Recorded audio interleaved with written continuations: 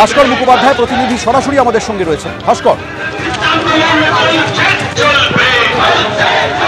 দেখো, এই মুহূর্তে সুকান্ত মজুমদার সংবিধান রক্ষা যাত্রা সেটা শুরু করেছেন রামপুরহাটে পুরসভার সামনে থেকে এই যাত্রা শুরু হয়েছে এবং এটি চলবে রামপুরহাটে কামারপট্টি মোড় পর্যন্ত এবং সেখানে একটি স্ট্রিট কর্নার করার কথা রয়েছে। এখানে সুকান্ত মজুমদারের সঙ্গে রয়েছেন সাধারণ সম্পাদক জগন্নাথ চট্টোপাধ্যায়, বীরভূম সাংগঠনিক জেলা সভাপতি ধ্রুব সাহা সহ প্রত্যেকে, এবং বিশাল মিছিল, সেই মিছিল শুরু হয়েছে। এই মিছিল শুরু হওয়ার কথা প্রায় আধ ঘন্টা আগে থাকলেও বেশ কিছুটা লেট হয় এবং তারপরে মিছিল শুরু হয়েছে এবং এই মিছিল রাস্তা দিয়ে রামপুরহাট শহর প্রায় পুরো শহরই ঘুরে কামারপট্টি মোড়ে গিয়ে শেষ হবে এবং সেখানে একটি স্ট্রিট কর্নার রয়েছে। সেখান থেকে সুকান্ত মজুমদার তার এবং অন্যান্য বিজেপি নেতারা তাদের বক্তব্য রাখবেন।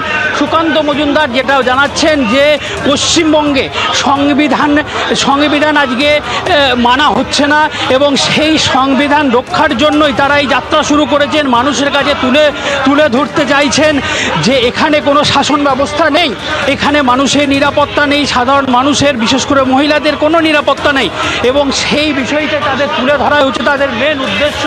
আমরা এই মুহূর্তে তার সঙ্গে কথা বলার চেষ্টা করব।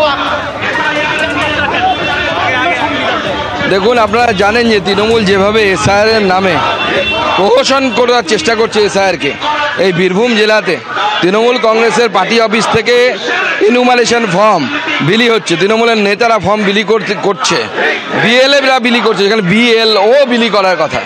তার বিরুদ্ধে ভারতীয় জনতা পার্টির এই আন্দোলন চলছে, ভারতীয় জনতা পার্টির এই প্রতিবাদ যাত্রা চলছে। মুখ্যমন্ত্রী আমার সংবিধান মানে নাকি? মুখ্যমন্ত্রী সংবিধান মানে না, কিচ্ছু মানে না।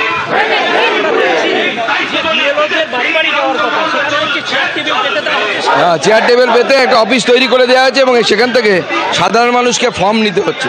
এইভাবে তো এসআইআর হওয়ার কথা না। নির্বাচন কমিশনের উচিত এসআইআরকে সঠিকভাবে করার জন্য যা করা উচিত সেইটাই করা, প্রয়োজনেই সরকার ফেলে দিয়ে রাষ্ট্রপতি শাসন জারি করে এসআইআর করা উচিত। বাংলাদেশের বর্ডার সংলগ্ন যে জেলাগুলি তার মধ্যে বীরভূম রয়েছে এবং প্রচুর বাইরে থেকে অনুপ্রবেশ হয়েছে বলে বারবার আপনারা অভিযোগ করেছেন। দেখুন, সে তো এসআইআর সঠিকভাবে হলে সেটা ধরা পড়ে যাবে, সেটা তো এসআইআর সঠিকভাবে হতে দিচ্ছে না এরা। হ্যাঁ, এসআইআর নিয়ে ভয়ের বা আতঙ্কের কোনো কারণ নেই। যারা ভারতীয় নাগরিক, হিন্দু হোক মুসলমান হোক, তাদের নাম থাকবে। যারা বিদেশি নাগরিক অর্থাৎ অন্য জায়গা থেকে এসছেন তাদের নাম থাকবে না। হিন্দু উদ্বাস্তুরা সিএর মাধ্যমে নাগরিকত্ব পাবে এবং নাম ঢুকবে। চলুন বাকিটা পরে।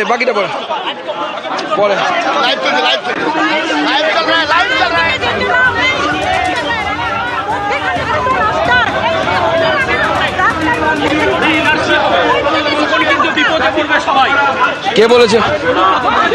দেখুন, সিএতে সবাই অ্যাপ্লাই করুন, আমি এটুকুই শুধু বলবো। সিএতে যারা 2014 31শে ডিসেম্বরের আগে এসছেন সবাই নাগরিকত্বের জন্য আবেদন করুন। তিনি পরিষ্কার করে দিলেন যে নিরাপত্তা বলে কিছু নেই সাধারণ মানুষের এবং সেই নিরাপত্তা নিশ্চিত করা তাদের কাজ। তার জন্য তারা মানুষের কাছে চাইছেন এসআইআরে তারা আসুক, সহযোগিতা করুক এবং তাদের নাম নথিভুক্ত করুক।